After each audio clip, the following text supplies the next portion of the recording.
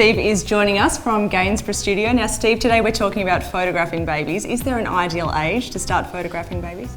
I think really ages vary. It depends on what parents would like to see. With me, I started with my little daughter was only a couple of days old, started taking photographs, and a lot of parents like to capture those early days with their little toes and fingers. Some parents want to then maybe leave it until then the child's sitting up. So there's different stages in the child's life that I think are really interesting, but as a parent you just really want to capture and not miss out on those special moments. Yeah, definitely. And what about clothing? Is there a type of clothing you'd recommend for these photo shoots?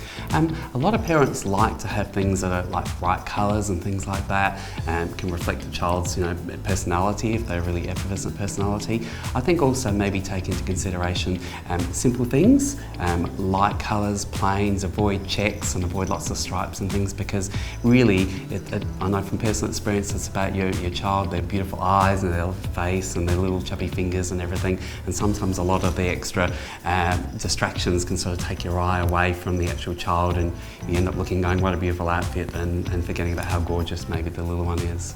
And what advice would you give to parents when they're deciding where to take photos of their baby? I think probably the most important thing, especially in the younger years, is to go somewhere where it's going to be calming for the child, where the child's going to feel safe and secure.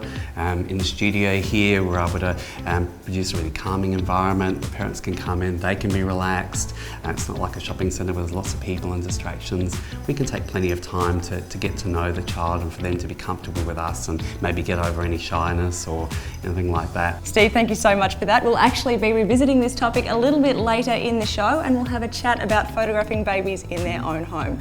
But next up, here's a cooking tip for mums and dads.